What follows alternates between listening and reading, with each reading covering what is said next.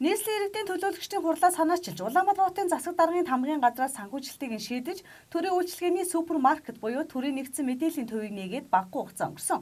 Энэхүү төвийн эхний салбар өнгөрсөн 12 дугаар сард Дүнжин гараг худалдааны төвд нээлттэйсэн. Энэ хугацаанд Дүнжин гараг худалдааны төвийн 1300 м2 газрыг сар тутамд нь төр түрээсээр үйл ажиллагаагийн төлж явуулсаар байгаа юм а. Харин энэ удаад Мишель Экспо төв дээр 1336 м2 талбайг нь төр түрээслэн төрийн үйлчлэгийг иргэдэд саадгүй хүргэхээр болжээ. Энэ мэдээж нэг талдаа сайн хэрэг юм. Учир нь төрийн үйлчлэгийг саадгүй аль болох хурдан иргэнд хүргэж чадаж байвал бидний яриад байдаг төрийн албаны хүн суртал гэж арилгахад дөхөн болох юм а. Гэвч нөгөө талаас нь аваад үзэх юм бол төрийн мөнгөөр хувийн хэвшлийн талбай төвийг түрээслэн төсвийн мөнгөөр хэн нэгний хувийн өмчийг санхүүжүүлж байгаа хэрэг юм а. Хэдийгээр төр хувийн хэвшлийн түншлэл гэж харж болох ч энэхүү төвүүдийг яагаад заавал Мишель Экспо Дүнжин гараг зэрэг төвүүдийг илүү ашиглан зарж борлуулж амжаагүй байгаа талбай дээр нь төвлөрүүлэх болов гэдэг нь анхаарал татах асуудал юм а. Ямар нэг тендер явагдсан асуудал байгааг тодорхойлох хэрэгтэй. Зүгээр л дүүргийнхээ аль бололцоотой мөн их зай талбайтай худалдааны томоохон төвийг шууд сонгоод л 1000 гаруй метр квадратыг төр мөнгөөрөө түрээсэлчдэг бол хинч дуртай иймэрхүү талбай бүхий байгууламж бариад эхлэх нь ойлгомжтой үзье. Гэвч тэгэлгүй шууд төр сонгоод л төрийн үйл ажиллагааг явуулж байгаа нь хадлага төрүүлж байгаа юм. Учир нь энэ бүхний ард хин нэг эрх мэдэлтний албан тушаалтны ашиг сонирхол байна уу? Эсвэл төрийн мөнгөөр хин нэгний бизнесийг далдуур дэмжиж байна уу гэх хардлага эндээс үүсэх нь мэдээж асуудал юм а. Харин нийслэлийн удирдлагууд үүнийг их л эергээр хүлээн авч иргэдэд сайн сайхан зүйлийг төгс мэтээр тайлбарласаар байгаа юм а. Тийм учраас супермаркетэд хүмүүс шопинг хийх дуртай байдаг. Амьдралдаа хэрэгтэй бүх зүйлийг хэнээр цаалахгүйгээр сонгоод авчдаг. Тэгэхээр ийм засаглал руу шилжийе. Төрийн үйлчилгээгээ ийм болъё. Яг супермаркет ч үл. Тэр дарга нарын ширээн дор байж байгаа шийдвэр эрх мэдлийг энэ лангуун дээр нь тавья. Тэр дулааны нөхцөл гэдэг юм энд нь тавьчих. Хямдханаас нь ахуулаад үнэтэйг нь хүртэл. Тэр цахилгааны нөхцөл гэдэг юм энд нь тавьчих. Бас хямдханаас нь ахуулаад үнэтэйг нь хүртэл. Газрыг үнгүүгээс нь ахуулаад үнэтэйг нь хүртэл тэр Улаанбаатарт хүн ардтай өртөж байгаа бүх газрыг энэ лангуун дээр тавьчих.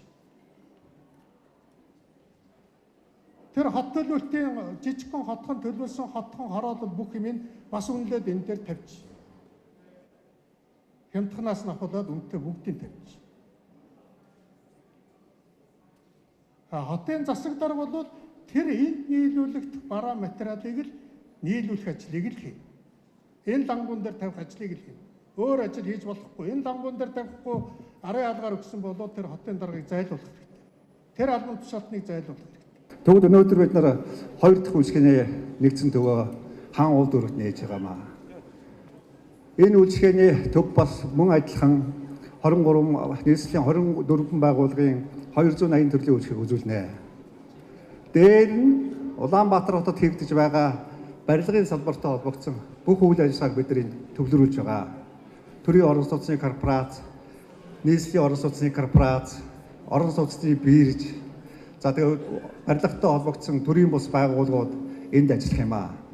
Дээр нь Мишель төв таавах мэдж байгаа. Энэ бол өөрөө барилгын үйлдвэрлэгч хэрэгтэй, барилгын ийм одоо ихтлгүүр маягтай супермаркет маягтай цаашдаа ажиллах юм байлаа. Өнөөдөр Дүнжин гараг төвийг сарын хэдэн 10 саяар төр түрээсэлдэг. Харин Мишель Экспо нэмэгдэснээр мөн л хэдэн 10 сая төгрөг сар тутам төсвийн мөнгнөөс урсан гарах нь мэдээж асуудал юм а. Энэ мөнгө бол та бидний татварын мөнгө гэдгийг ч бас үзэгч та бүхэн санахад илүүдэхгүй биз.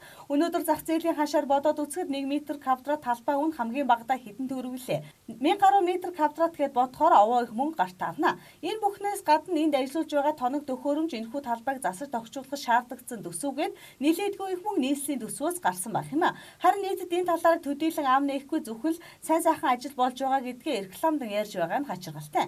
Дүнжин гараг худалдааны төвийн эзэн улсын хурлын гишүүн Мон урааны наранхуу эрхэм гэдгээр нь хүмбэр мэднэ. Харин Мишель Экспо төвийн ард мэдээж 5 богд группийн ерөнхийлөгч Баатар сайхан байдаг их яриа байдаг. Тийм ч учраас нэр нөлөө бүхий эдгээр эрхмүүдийн хувийн бизнесийг тэр тусмаа нийслэлийн удирдлагууд яагаад гинэт дэмжих болов гэдг нь анхаарал татах зүй ёсны асуудал юм а. Мөн нийслэлийн засаг дарга бөгөөд Улаанбаатар хотын захирагч өөрөө ирэх сонгуульд хаан уул дүүргээс нэр дэвшиж өрсөлдөх магадлалтай өндөр байгаа учраас хаан уул дүүрэг рүү чиглэсэн үйл ажиллагаа явуулж байна гэх бор шууж нисээд эхэлжээ. Хүн бүхний үзэл бодол өөр гэвч хинт ч хардах эрх байгаа учраас тэгж үзэх нь ч аргагүй юм а. Өдрийн тойлд уян мэдээллээ.